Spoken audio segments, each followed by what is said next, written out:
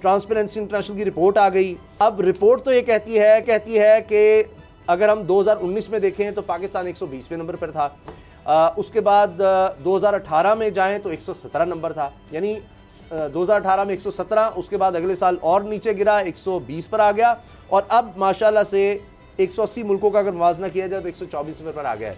लेकिन कहा यह जा रहा है, शहबाज गिल साहब भी कह रहे हैं, वज़ीर आज़म को भी कोट किया जा रहा है कि उन्होंने कहा है कि ये जब उर्दू तर्जुमा आएगा तो फिर अपोजिशन को पता लगेगा। अभी अपोजिशन खुश है कि देखें जी ये तो करप्शन बढ़ गई इमरान खान के होते हुए। देखिए, वज़ीर आज़म ने जिस बुनियाद पर बात की है, उन्होंने ये कहा है कि ट्रांसपेरेंसी इंटरनेशनल ने ये जो रिपोर्ट जारी की है इसमें अदादो शुमार जो है वो 2017 और 18 जो है उसके अदादो, इसलिए उन्होंने कहा है कि उर्दू का अगर तर्जमा आएगा उनको समझ आ जाएगी। मामला ये है कि 2017-18 में जब ये 170वें नंबर पे था करप्शन में पाकिस्तान, और 18 में जिस तरह बताया आपने 120 पे था, 19 में 120 में था, और 18 में 117। हाँ जी, और अब जाके उसका रैंक जो है उसमें 124, यानी 4 मजीद जो करप्शन के हवाले से इंडिकेटर जो है उसमें यानी इजाफा हुआ है करप्शन के हवाले से। यानी 17 में उसको कम गिनेंगे, 20 उससे ज़्यादा और 24 उससे ज़्यादा, टोटल 180 यानी 80 ममालिक है और हम 124वें नंबर पे हैं। यानी करप्शन फ्री जो कंट्री है उस हवाले से ये उल्ट उसका बन रहा है। यानी हमारा जो शुमार है ना, यानी जो करप्शन के खात्मे के हवाले से 2 में उससे कम, तीसरे में उससे ज़्यादा, ये उस तरह नहीं है। ये करप्शन परसेप्शन ये उसके उल्ट है। यानी 117 नंबर पे अगर हम थे तो इसका मतलब है हम बेहतर थे कुछ। 120 पे हम आए हैं तो उससे मजीद बदतर हो गए, 124 पे आए हैं तो मजीद बदतर हो गया हमारा। तो यानी आखिरी जो बेंचेस उस तरफ पस्ती की तरफ जा रहे हैं। तो मामला ये है कि जो मौजूदा हुकूमत का जो स्लोगन या दावा है, इस हवाले से नून लीग इसको हद पे तनकीद का निशाना बना रही कि देखिए जनाब, ये तो हम कह रहे थे ये नया पाकिस्तान है और ये करप्शन में इजाफा हो गया है, और ये रिपोर्ट जो है वो तो बता रही है। अब मामला ये है कि वो रिपोर्ट के अंदर बताया गया कि 368 अरब गालबन जो है 2 साल के अंदर नैब ने आपको क्या लगता है? बहुत सारे लोग जो ताकतवर हैं, चले ये तो इंटरनेशनल। बाबर साहब, आपको क्या लगता है इन 2.5 सालों में करप्शन कम हुई है बढ़ी है? देखिए उसामा साहब, करप्शन को जांचना है तो इसके लिए आपको कोई रॉकेट साइंस नहीं चाहिए। आप अपने थाने में चले जाएं, आप पटवारी के पास चले जाएं, आप हेल्थ एजुकेशन डिपार्टमेंट में चले जाएं, आप कहीं भी चले जाएं, वहाँ से आपको गेज हो जाएगा कि करप्शन हो रही है या नहीं हो रही, आपकी एडमिनिस्ट्रेशन जो है वो किस तरह की है, हो रही है करप्शन तो सामा साहब, आप हम तीनों इसी सोसाइटी में रहते हैं, कोई मार्च से या खला से तो नहीं आए। क्या आप थाने जाते हैं, क्या आप कचहरी जाते हैं, क्या आप किसी दफ्तर में जाते हैं? पिछले मैं 2.5 साल का आपसे पूछ रहा हूँ, आपको लगता है कि करप्शन खत्म हो गई है? बगैर किसी पैसे दिए आपका काम हो जाता है? नहीं। तो यही इंडेक्स है सर। लेकिन यहाँ पे मैं समझ, तो पहले से था, ये तो हमेशा से है, या हम उससे ज्यादा नीचे गिर गए हैं, या ये है देखिए उसामा साहब, करप्शन है बड़ी है या कम हुई है आपकी नजर? एक चीज मैं आपको एक चीज बताऊं, पाकिस्तान में आज भी करप्ट वो है जो सबसे बेबस और कमजोर है और जो रंगे हाथों पकड़ा गया, वही करप्ट है।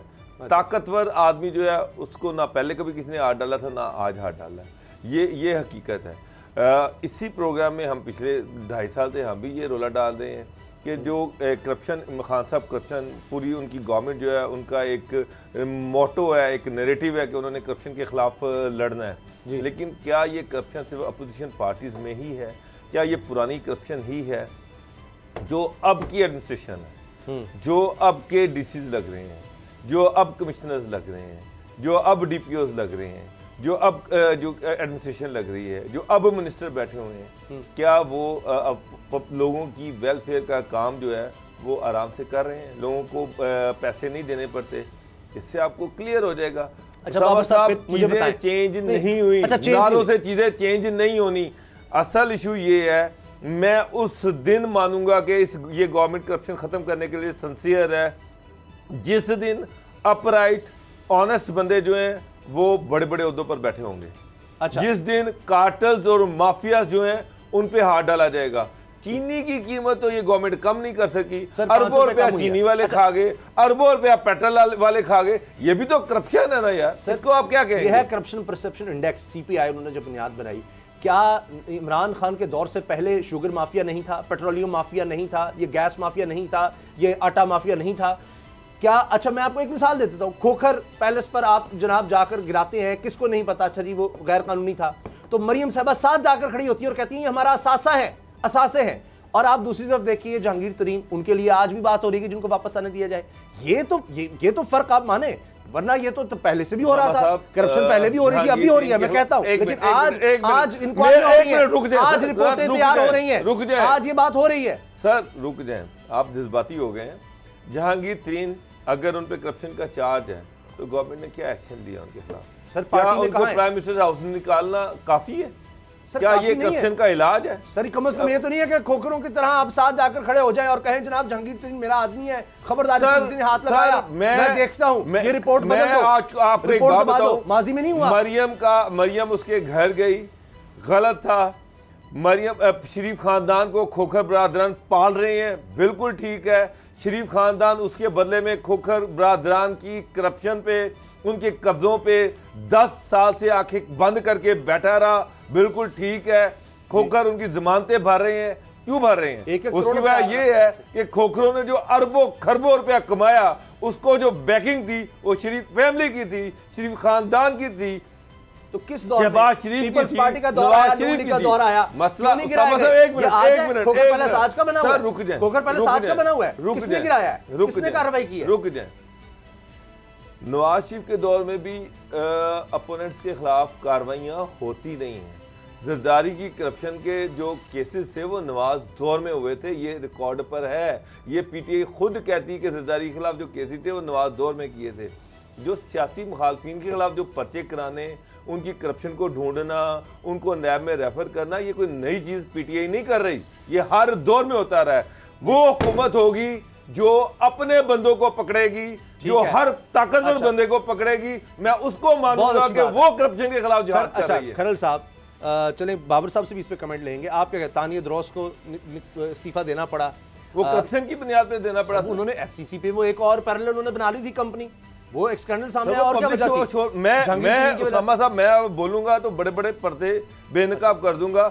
आज भी प्राइम मिनिस्टर हाउस में एक ताकतवर बंदा बैठा हुआ है जिसने रावलपिंडी में 11,000 किनाल जमीन जिसकी मालियत 200 अरब से ऊपर बनती है, उस पर कब्जा किया हुआ है। कोई माइका लाल उससे जगह चुरा के देगा ना तो मैं मानूंगा कि करप्शन के खिलाफ जहाद हो रहा है, करप्शन के खिलाफ स्टेप्स लिए जा रहे हैं। सर लाहौर की सरकारी जमीनों पे कब्जे हुए हैं, उनके खिलाफ कोई, मैं कागज दे देता हूँ आपको, मैं आपको सारे कागज आपकी टेबल पे रख देता हूँ। ये तो नाकाबिल यकीन और दुख की बात है। खरल साहब को पता है, खरल साहब जानते हैं कि मैं गलत बात नहीं कर रहा। नहीं, आप गलत बात नहीं करते, खबर आप गलत नहीं देते। खोखर बरादरान डिफरेंस हो सकता है, उन्होंने बेवाओं यतीमों के प्लॉटों पे कब्जे किए, शरीफ खानदान ने उनको बैक किया, बिल्कुल मैं इससे पीछे नहीं हटता। अच्छा, ब्रेक भी नहीं से उन्होंने काम खरल साहब, अब भी करप्शन हो रही है, पकड़ना बहुत मुश्किल हो जाएगा। मैं आपको अगली बार भी बता रहा हूँ, उन्होंने जो स्टे लिया था जिसपे हाई कोर्ट ने कहा था कि जो हुक्म इम्तनाई है उस वक्त तक आप फॉरम पे जाएं, उनको कहा जी। और इंतजामिया का एक्शन ना करें। अब वो फॉरम तो हो गया ख़त्म, वो सिविल जज जो है उसकी कम्पिटेंसी नहीं थी, वो चले गए। एडिशनल सेशन जज ने कहा कि आप तो ये केस सुन ही नहीं सकते थे। लिहाजा वो जो हुक्म इम्तनाई है वो ख़त्म हो गया। उसके बावजूद बिरयानी जो खिलाई गई वहाँ पे लोगों को जो गए थे गिराने, वो बिरयानी का इतना असर है कि अभी तक वो जुम्बश जो है ना उनका नशा नहीं उतरा, वो दोबारा किरने उधर नहीं गई। वो इंतजार कर रही हैं कि दोबारा हुक्म इम्तनाई अब एडिशनल डिस्ट्रिक्ट एंड सेशन जज की अदालत से को आए या इस तरह का हुक्म आ जाए, ठीक है, तो हमें कोई मजीद तहरक ना करना पड़े। ये तो कहती इमरान खान साहब जी ऑपोजिशन करप्ट है जी, इनके केसेस हैं। डॉक्टर आसिम को फिर और ज्यादा गले से लगाया जरदारी साहब ने, जिस पर हुआ हम देखते हैं पीपल्स पार्टी वो तो बुरे हैं। असद खोखर साहब है, अब असद खोखर साहब के ऊपर तो कोई इल्जाम नहीं है, असद खोखर साहब के ऊपर तो यकीनन कोई, तो उनको अगर वजारत का कलमदान दे दिया जाएगा, अगर उनको वजारत का कलमदान दे दिया जाएगा तो फिर अगर करप्शन परसेप्शन इंडेक्स है तो वो गलत तो नहीं होगा। सब्सक्राइब करें और बेल दबाएं ताकि कोई खबर रह न जाए।